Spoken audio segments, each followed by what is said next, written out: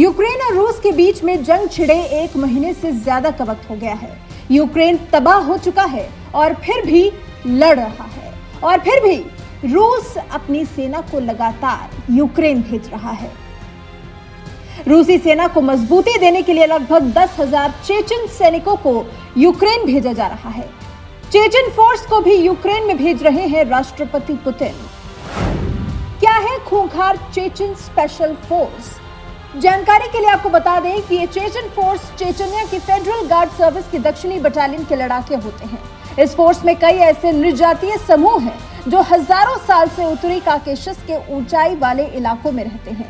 Chechen force को उनकी ताकत की वजह से हंटर भी कहा जाता है और चेचन्या के प्रधानमंत्री रमजान कादिरोव ने खुद इस बात की जानकारी दी है कि यूक्रेन पर रूसी आक्रमण का समर्थन करने के लिए चेचन सैनिकों को भेजा जा रहा है। रमजान कादिरोव ने पिछले शुक्रवार को एक वीडियो जारी किया था और उसमें चेचन सैनिकों को यूक्रेनी सेना से लड़ने के लिए भेजने की जानकारी दी थी।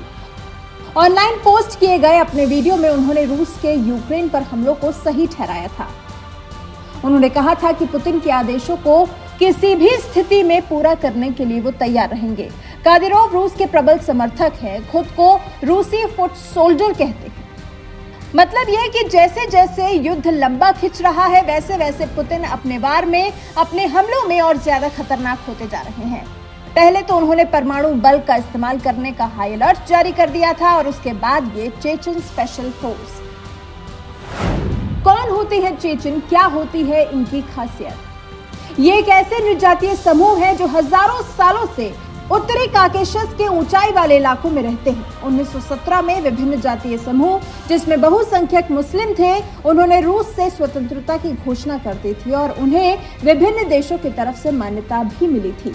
सोवियत संघ ने बाद में आक्रमण कर चेचेनो इंगुश स्वायत्त सोवियत समाजवादी गणराज्य की स्थापना कर दी, लेकिन जब चेचन के लोगों का विरोध जारी रहा तो फिर स्टालिन ने चेचन के लोगों को पुनर्वास के नाम पर साइबेरिया भेज दिया।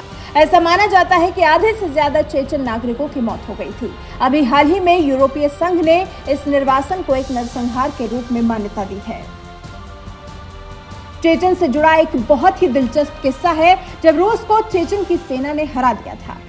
1991 में सोवियत संघ के पतन के बाद चेचन गणराज्य का गठन हुआ और फिर नए संगठित रूस में स्थिति और ज्यादा खराब हो गई। रूस ने चेचन पर आक्रमण किया और युद्ध में चेचन सेना जीत गई और रूसी सेना हार गई। साल 1995 में वास्तविक स्वतंत्रता चेचन को मिली, लेकिन साल 2000 में रूस ने चेचन पर फिर हमला कर दिया। जून 2000 में रूस ने अखमत केदिरोव को नेता घोषित किया। अखमत पहले अलगाववादी थे लेकिन बाद में रूस के साथ आ गए। 2007 में अखमत बम विस्फोट में मारे गए और फिर मौका पाते ही पुतिन ने बेटे रमजान कादिरोव को उत्तराधिकारी के रूप में चुना और वो तब से रूसी समर्थक के रूप में देश चला रहे हैं। तभी तो जब रूस ने यूक्रेन के आगे खुद को संकट में देखा तो फिर बेटे को आवाज लगाई। चेचन के 56 टैंकों को कीव के उत्तर पूर्व में होस्टोमेल के पास यूक्रेनी मिसाइल से उड़ा दिया गया। रिपोर्ट में तो यह भी लिखा है कि मारे गए सैनिकों की संख्या सैकड़ों में हो सकती है। इस हमले में चेचन जनरल मागोमेद तुशेव के भी मारे जाने की खबर है। अब तक सच क्या है वो तो नहीं पता, लेकिन ये पता है कि अगर मागोमेद तुशेव को चोट लगी है तो वो राष्ट्रपति पुतिन के लिए एक बहुत बड़ा झटका साबित हो सकता है। वैसे आपको क्या लगता है, चेचन सेना के जनरल को कुछ हुआ होगा या फिर वो कहीं ऐसी जगह है जहां से उनको ढूंढ पाना आसान नहीं होगा?